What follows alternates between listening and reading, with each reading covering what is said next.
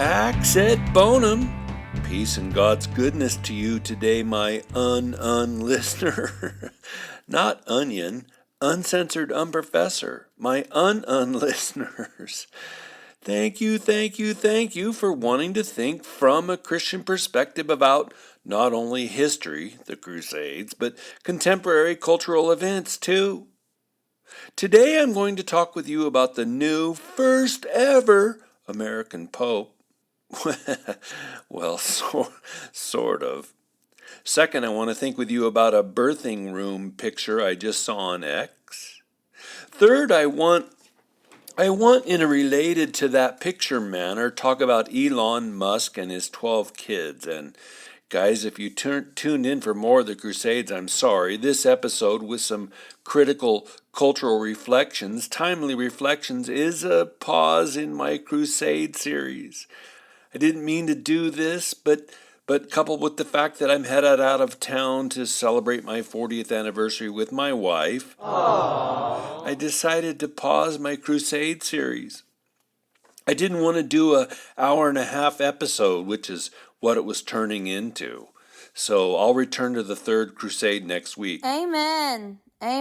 All that, and then to wrap up the show, I'm going to talk about why it is that Christian colleges always veer to the left. There are decided historic, sociological, and other reasons.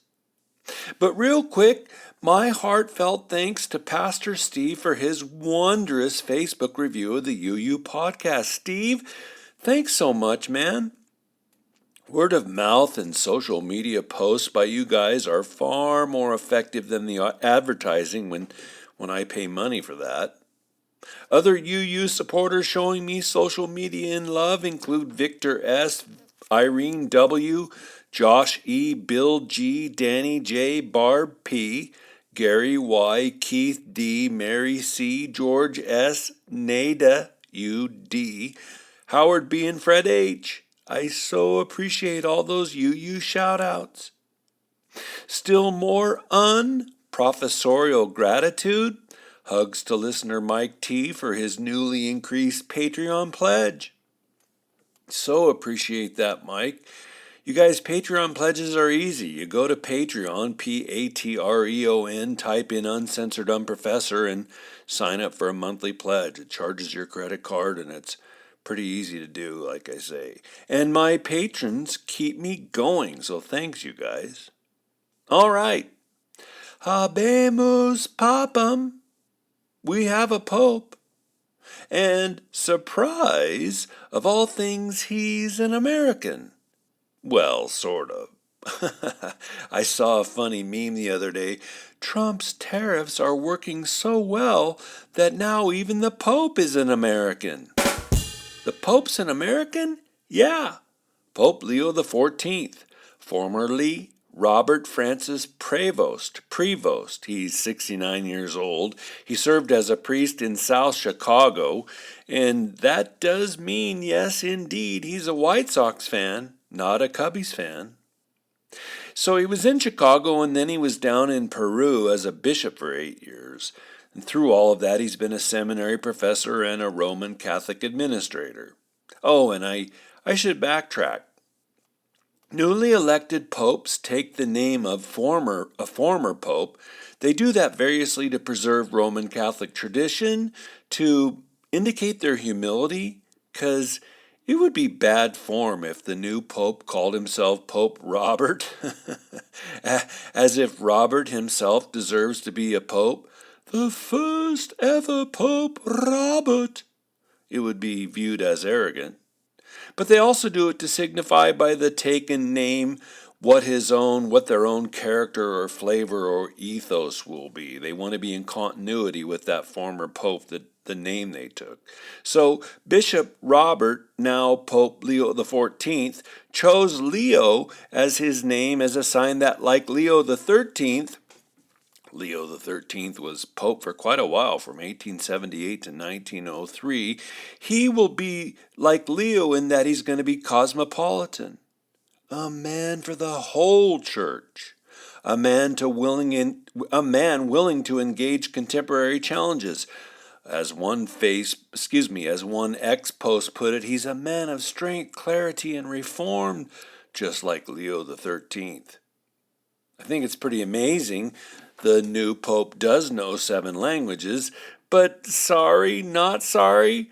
All of the last, 7 popes at least have thought they were doing the same thing, being cosmopolitan, each from different vantage points, being cosmopolitan for the whole church. It's just that they all do that in different ways according to their own wiring. I also think it's interesting that Pope Leo XIV was chosen after only 3 votes among the 133 cardinals. 3 votes! So that means he, as someone who was already helping Pope Francis appoint bishops around the world, he was already a clear favorite headed into the Sistine Chapel conclave. And no, I have not seen the movie Conclave.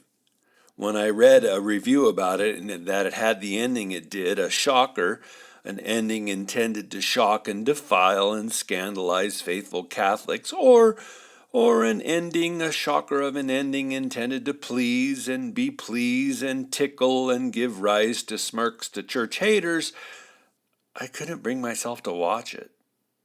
Now, news sources say that Pope Leo XIV is a registered Republican. I find that interesting. But the truth is, he's not now very American. Or, importantly, he's not perceived to be very American, lest he would not have been elected in that Sistine Chapel vote. Right? America today is a cause for division. Orange man bad. Division all around the world. Globalists hate the conservative populism of America here in 2025, and America is already viewed as having too much power around the world. And thinking about America, America is really divided, right? I mean, not only internally divided, but we're also a cause for division around the world. American patriots are hateful Christian imperialists. But the Cardinals would never have picked him if they perceived him to be a true red, white, and blue American. Now, one post on X said this of newly anointed Pope Leo: he's progressive on mercy, conservative on truth, he's not left or right. And me, I say, no. I don't believe he's just wonderfully in the middle. He will make his theological and ethical colors fully public. He will lay his character on full display. He'll show his true colors for everyone to see. So let me give you some of my initial impressions of Pope Leo XIV. Like America, Roman Catholicism is intensely woven through with division. There are theological conservatives. There are conservative liturgical traditionalists. There are classical, let's just get along with, but not give in to secularism kind of liberals.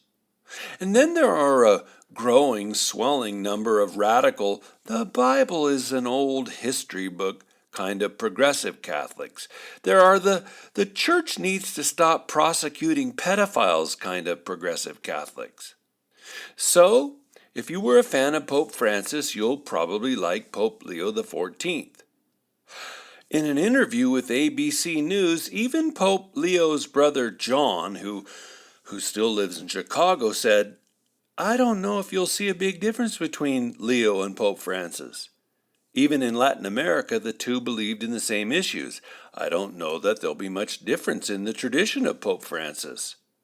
Leo might prove me wrong, but I don't see there'll be a break in the tradition from Francis." Now, if you agreed with Francis that all that old-fashioned fuddy-duddy teaching on human sexuality in the Bible was for olden days, you'll most likely appreciate Pope Leo. If you found Pope Francis' ecclesial leadership to be too accommodating to a secular, progressive, soft Marxist culture, my bet is that you're not going to appreciate Pope Leo XIV. We know this now, but Robert, now Leo, spent 8 years in Peru. And I will fully tell you I do not know the specifics of Roman Catholicism in Peru, but I can tell you that I do know Latin American Roman Catholic theology has been swept through with liberation theology. And let's just say liberation theology is a thoroughly soft Marxist, anti-capitalist, anti-free market, decidedly anti-American, since America is the special and hated target of Marxism. And then, unfortunately, liberation theology is a thoroughly reprocessed version of Christianity that seems to delight in breaking not only with established Catholic tradition itself, but with biblical Christianity more broadly. Still, you guys, for all of that, me? I am going to give Pope Leo the benefit of the doubt. I did the same thing initially with Pope Francis.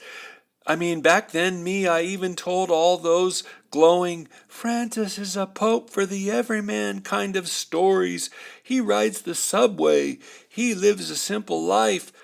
I told all those kinds of stories to the students in my classes.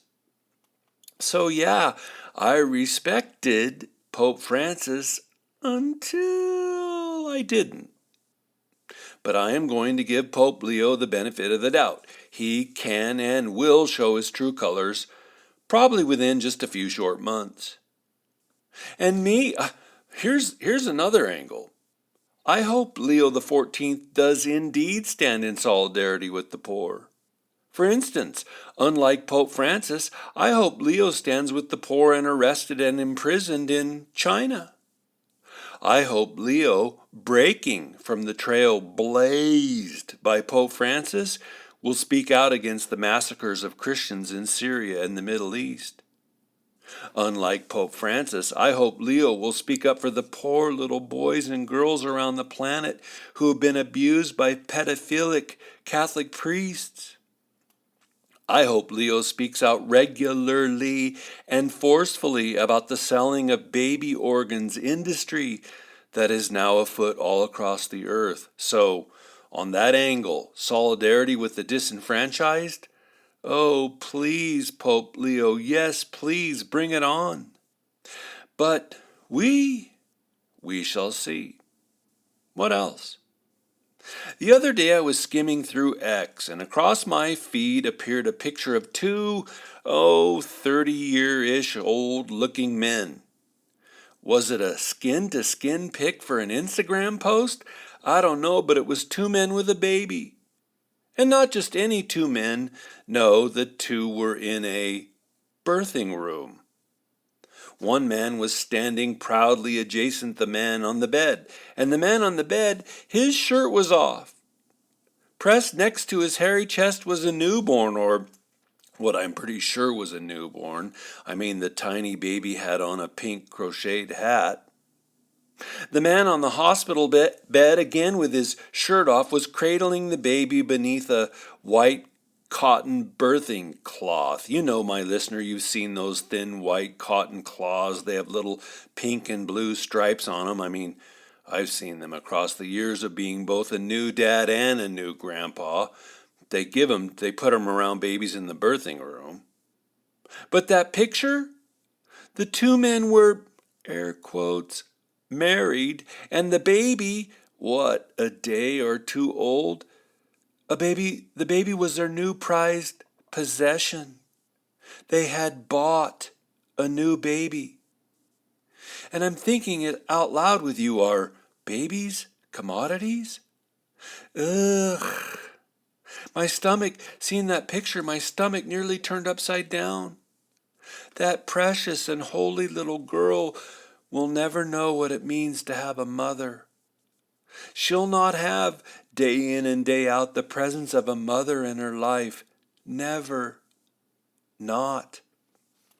And sorry, but it's true. Statistics indicate it'll mean she herself will grow up to be more confused, more likely to choose lesbianism or transgenderism, more likely to use drugs. Honest, capital T, truth statistics prove this all now. Prove that and so much more. But still worse, she's going to be raised by two men.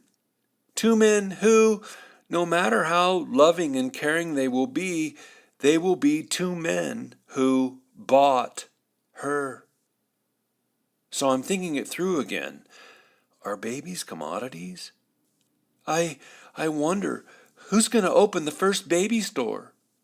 Will it include home delivery? Who's going to feature the first online baby catalog? Amazon? Or, oh, holy Jesus, who's going to roll out the first online baby organ for sale webpage? So, I'm sorry. Even more, I'm aghast. But this stuff is speeding down the tracks at us right now. All of it flies in the face of the created order. It flies in the face of what Scripture teaches and models about God's own given structure for children, for families. It flies in the face of biology, the face of nature. And I believe intentionally, strategically, purposefully, as a spiritual game, a spiritual strategy, it all flies against thousands of years of natural order in the human ganao, the human story. It flies in the face of beauty. Like I say, I had to finally scroll past because my stomach was going into knots. I said a heartfelt prayer for that precious little girl and moved on. But that's not the only thing that hit me hard this past week. No, on a related front, I was flabbergasted. Or was it flabbergasted? I did not know that Elon Musk has 12 children. Now, yes, I knew he had 12 children, but I didn't know that 11 of them were by sperm donation to the in vitro fertilization path. IVF. 11. And sorry, gulp, I feel sort of guilty. I figured he had slept with 4 different women and then had 12 kids, but nope, that's not how it worked. You see, Elon believes that the more smart people that humanity can produce, the better. It's not that he's against being a dad, but that's not his first motivation. No, his first motivation goes to humanity producing an ever greater field, generation after generation, in Greek, ganao after ganao, of smart humans. You don't believe me? Here's how it works. Author Matthew Schmitz wrote, quote, "When a lower-class man fathers many children with different women, his behavior is derided as irresponsible. When Elon Musk impregnates woman after woman with no intention of giving the children a stable family, his behavior is celebrated as an act of benevolence, blessing the human race with his great genes." Close quote. What on earth is going on? Eugenics? Eugenics is a century-old, for all I know it's older than that. It's a century-old approach to building the human race. Margaret Sanger, the founder of Planned Parenthood, well, she honestly thought and taught and said all this about the same time as Adolf Hitler.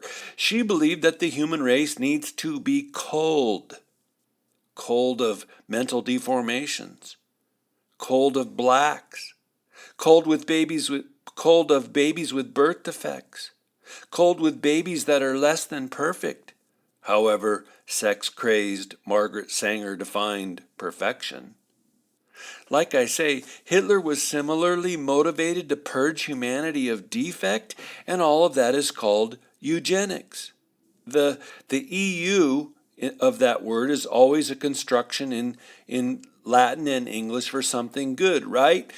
Euphoria, euphemism, eulogism, Rudolph the red-nosed reindeer.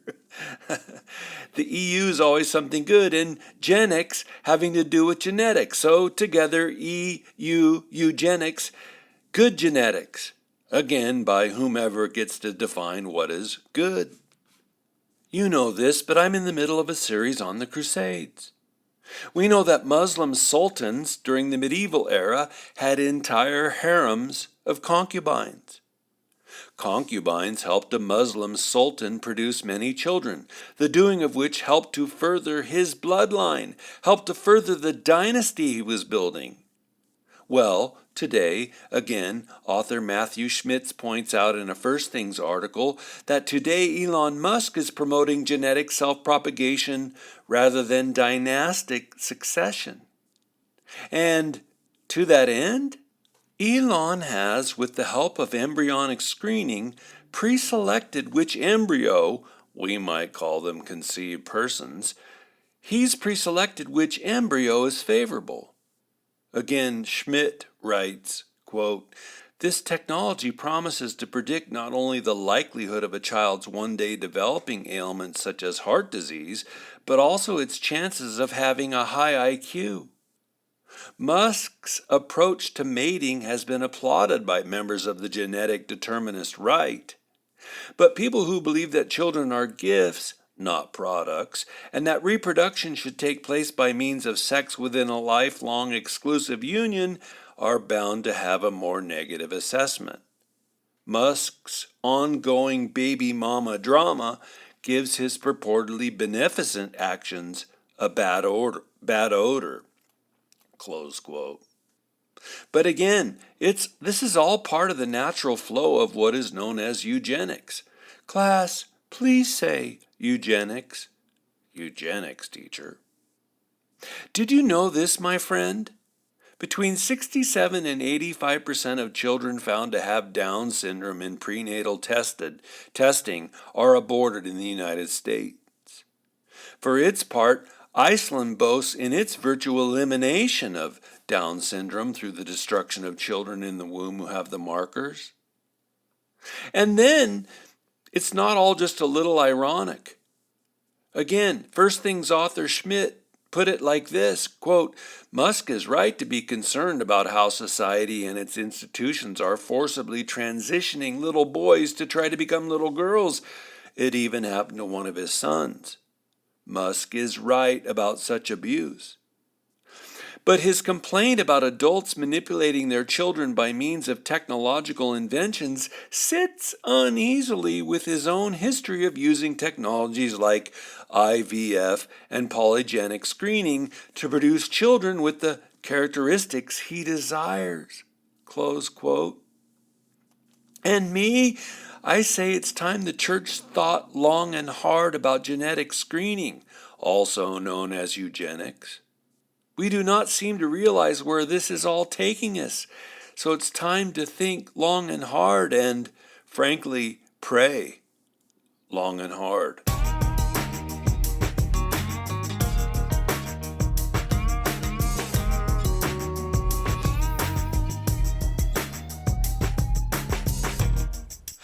And then there's this one.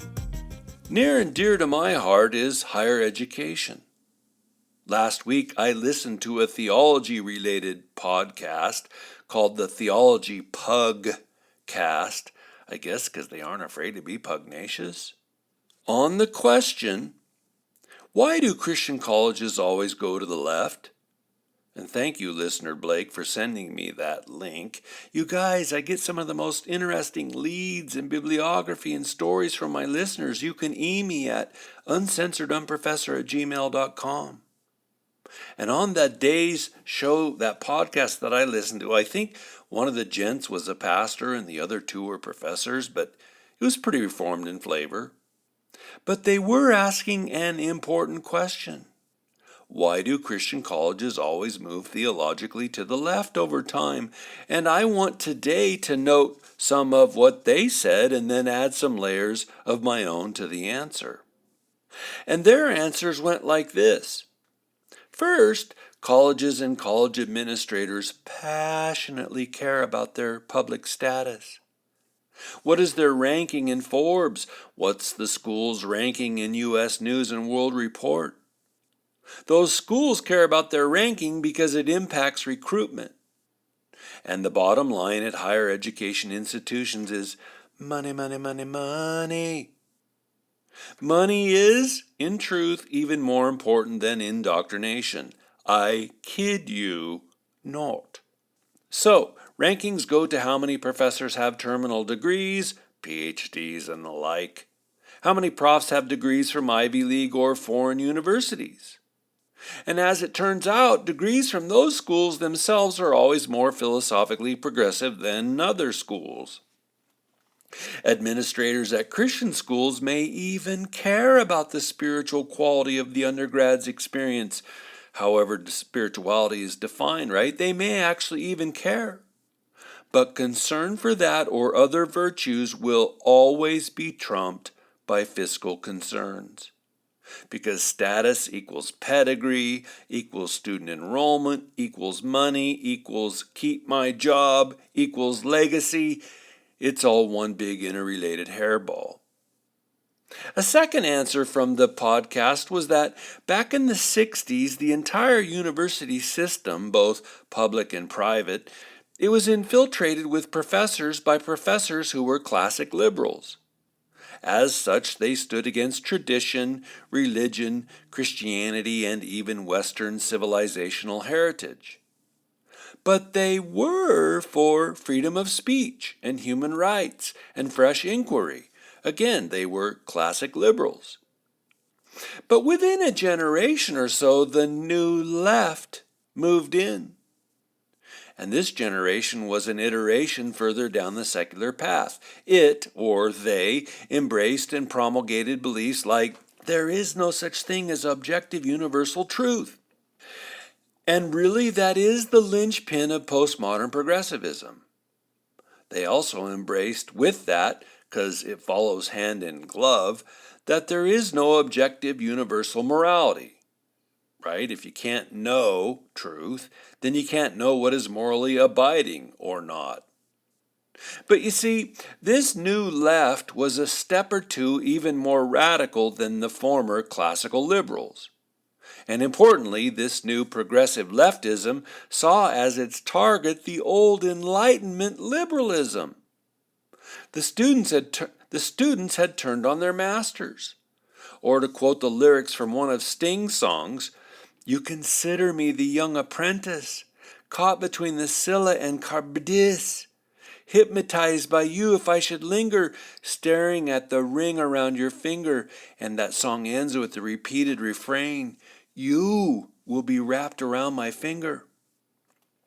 No, the Theology Pugcast guys didn't quote Sting, but I am. The students took the ring of pedagogy and power and education and became the teachers and masters. And they now have the university system, and with it the Christian universities too.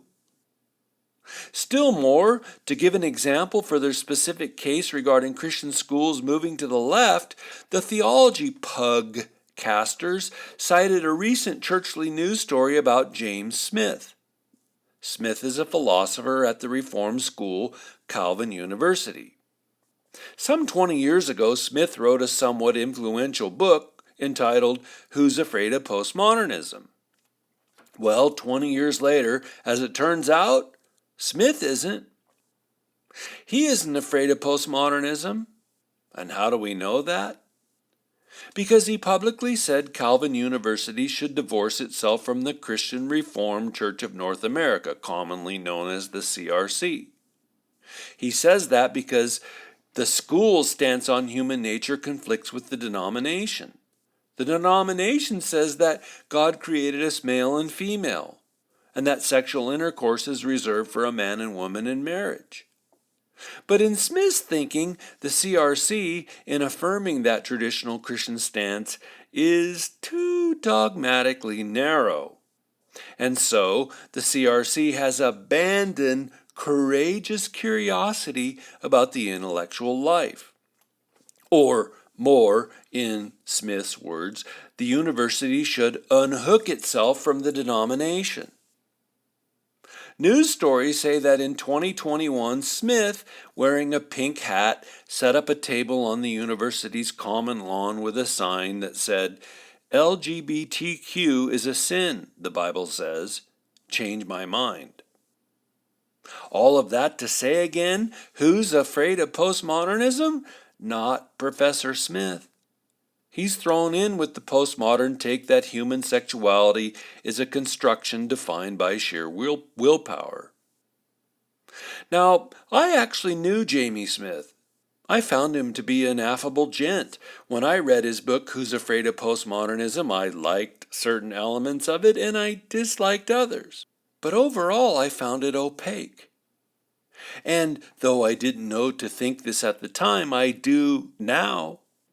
When I cannot discern the author's or speaker's theological, biblical, cultural orientation, when I can't discern their foundations, then I've come to believe their opacity. Is it obfuscation? Is it a purposeful lack of clarity? I believe that's a warning sign. Because I've not yet encountered a middle way or a third way kind of Christian intellectual or pastor who wasn't, as it turns out, left of center or heterodox, even heretical. But the point of that Calvin University story here is, why do Christian universities always veer left? Because Jamie Smith is just an example of that. Oh, and I gotta add, because it was a salient point put forth by the Pugcasters. These universities, their alumni have no idea what is going on. I mean, I would add the school's trustee board mostly has no idea what daily life is like on the campus. So alumni are in the dark.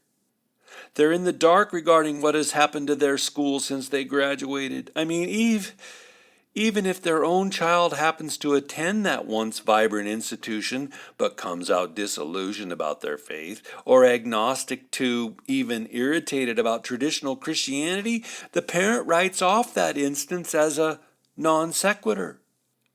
Maybe their daughter just had a bad experience. Maybe their son just didn't find the rich connections at the school that the parent herself did some 25 years ago. But the alumni won't draw the connection that it is the ethos, the soul, the wiring of the school itself that has dramatically changed over the decades.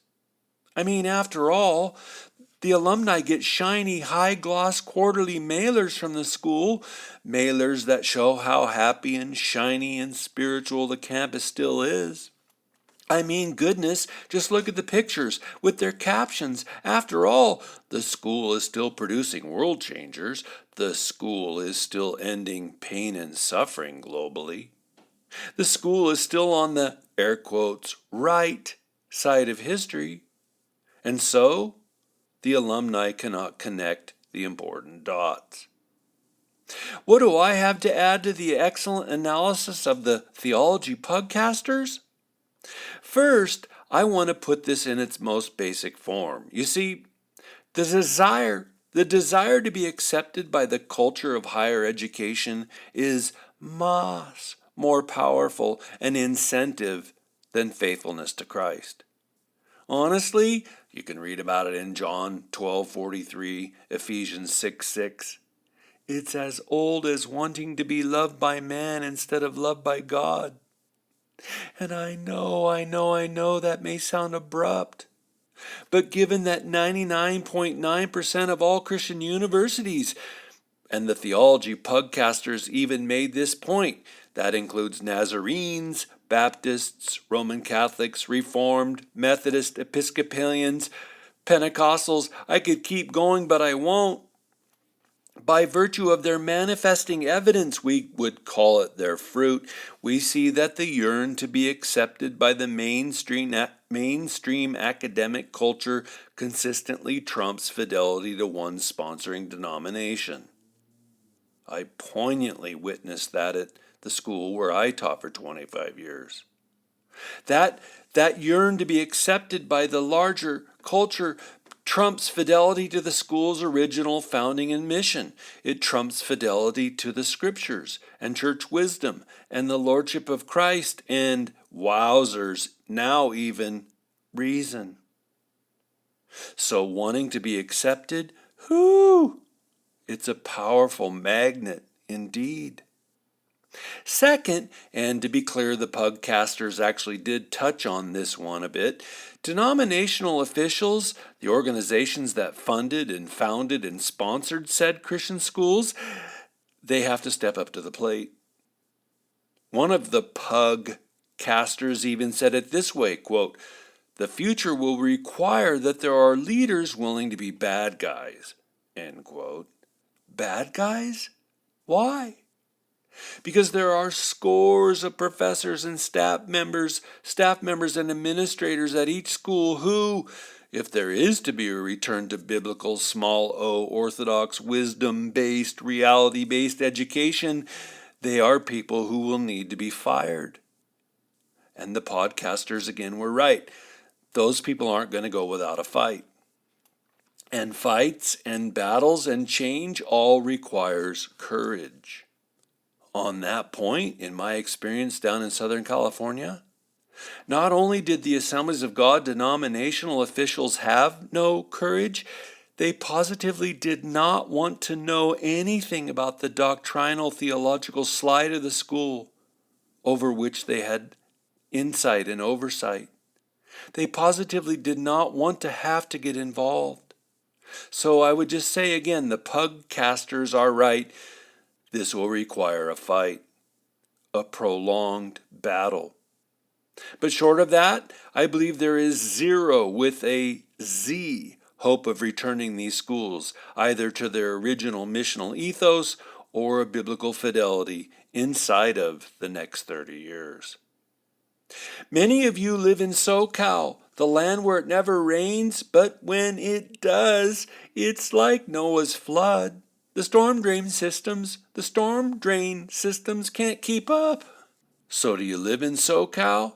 Need your warehouse re-roofed or your 53-year-old home finally needs repair? Contact Gallerini Roofing.